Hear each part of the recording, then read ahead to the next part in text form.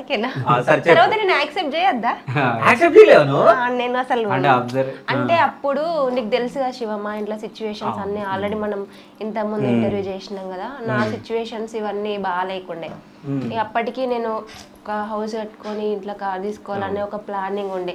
అప్పుడప్పుడే కదా కొంచెం గ్రోత్ వచ్చేది. సో నాకు ఇప్పుడే లైఫ్ సెట్ అవుతుంది. ఇప్పుడే పెళ్లి చేసుకుంటే అవ్వ బాపుని మళ్ళీ మధ్యలో వదిలేసి వెళ్ళాలి. ఇక వీళ్ళ కోసం ఇంకొన్ని రోజులు కష్టపడతా. కానీ మా బాపు ఏంటంటే బాపుకు హెల్త్ ఇష్యూ వచ్చింది రీసెంట్గా మొన్న. ఇక కొంచెం కాళ్ళు నొప్పులు నడుము అట్లా రావడం వల్ల అమ్మ ఒకరోజు బాగా ఏడ్చింది. ఎన్ని రోజులు ఇట్లా ఉంటావు, ఇంకా చేసుకో, ఏజ్ పడుతుంది. ఇప్పుడు నాకు ఏజ్ బాగానే ఉంటుంది. సో ఏజ్ పడుతుంది, ఏజ్ అయిపోయినాక పెళ్లి చేస్తే మంచిగా ఉండదు ఆడపిల్లకి అని చెప్పేసి అమ్మ బాగా ఏడ్చింది.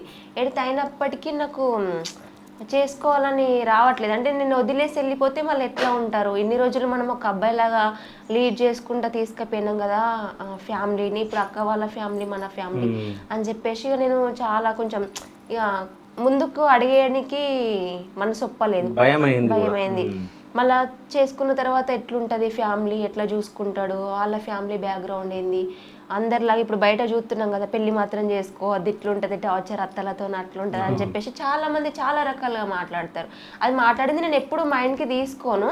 కాకపోతే నేను ఎట్లా ఉంటా వాళ్ళతోటి అన్నది నాకు ఇంపార్టెంట్ కదా శివ. సో ఆ పర్పస్లో నేను అంతా ఓకే, నేను